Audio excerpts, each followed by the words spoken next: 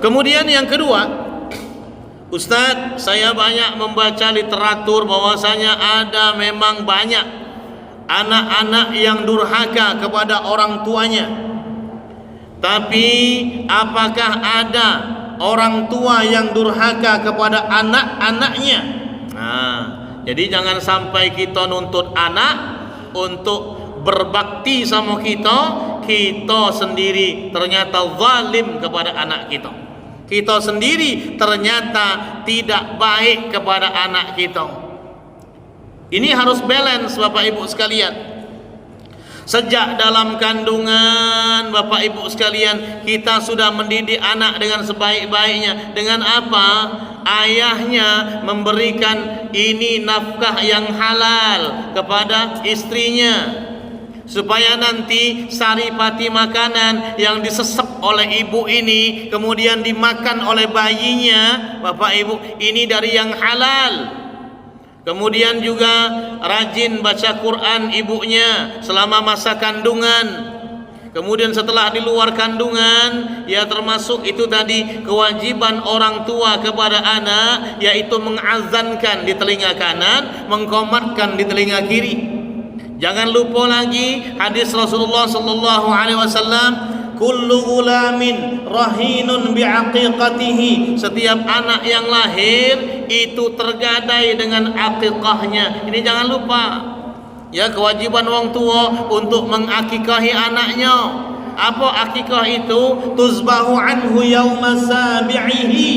Disembelihkan kambing di hari ke-7 kelahirannya. Kalau tak baca hari ke-7, hari ke-14 kata ulama Syafi'iyah. Kalau tidak bisa hari ke-14, hari ke-21 baru punya duit, misalnya hari 21, boleh hari 21.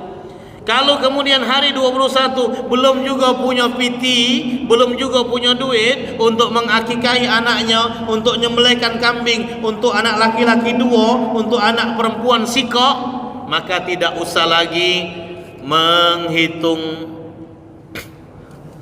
Bentar Pak, ya, lagi ada acara Pak. Nanti Pak ya. Setelah itu tidak usah ngitung hari lagi.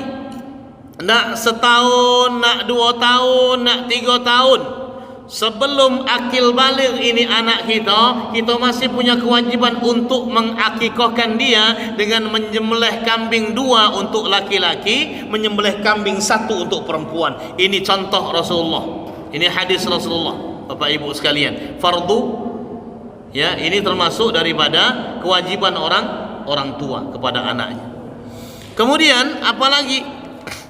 Yang selanjutnya, wa yuhlaqu ra'sahu, mencukur rambutnya. Kenapa harus dicukur? Ini rambut dari dalam perut. Dari dalam perut ini bercampur dengan darah, bercampur dengan najis, bercampur dengan nanah kadangkala. Maka rambut setelah dia keluar dari perut ibunya dicukur gundul.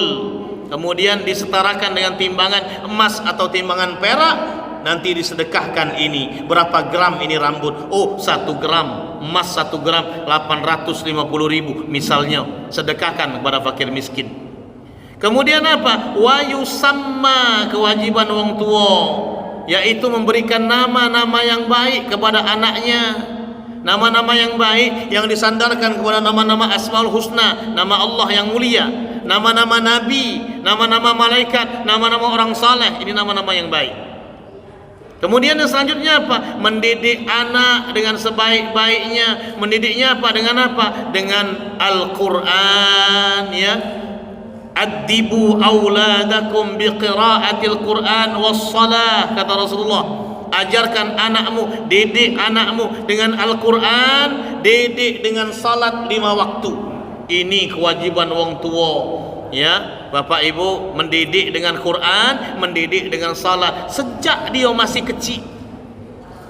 Nah, salat nak, jangan lupa salat. Nak, ajari ngaji. Kalau pacak Bapak Ibu, anak ini pertama bisa ngaji surah Al-Fatihah, kitalah yang ngajarinya. Kenapa? Ibulah yang ngajarinya, ayahlah yang ngajarinya. Kenapa? Karena ini akan jadi amal jariyah yang terus akan mengalir pahalanya kepada kita. Karena Fatihah dibacanya 17 kali dalam solatnya setiap hari. Kalau dia bisa baca Fatihah dengan fasih, gara-gara kita ajari, maka kita akan ngalir pahalanya sama kita itu setiap hari, walau kita sudah meninggal dunia. Maka ajarkan kepadanya Fatihah, paling tidak bagusin Fatihahnya. Didik dengan pendidikan Islami, ya Bapak Ibu sekalian. Kalau itu sudah Bapak Ibu ajarkan sampai dia akil balik, didik dengan salat, didik dengan baca Quran, didik dengan akhlak Islami, insya Allah kalau dia sudah dewasa, lepas kewajiban Bapak Ibu. Nafkah juga, jangan lupa nafkah yang halal, jangan nafkah yang haram. Doakan dia dengan doa yang terbaik. Baik, lanjut. Kemudian yang ketiga, Bapak sudah terjawab ya, mudah-mudahan ya. Itu. Kemudian Bapak Ibu, ya mudah-mudahan tadi kita tidak durhaka kepada anak kita. Yang penting kita sudah didik dia dengan baik, kita lakukan kewajiban-kewajiban kita. Kalau dia masih juga ketika dia dewasa masih jabalan model macam itu, kita sudah didik masuk ke pesantren masih jabalan, udah lepas kita dari tanggung jawab. Udah akil balik dia, lepas tanggung jawab kita. Kalau anak perempuan, Bapak, beda dengan anak laki-laki. Sampai dia menikah baru lepas tanggung jawab kita, Bapak. Kalau anak laki-laki sampai akil balik.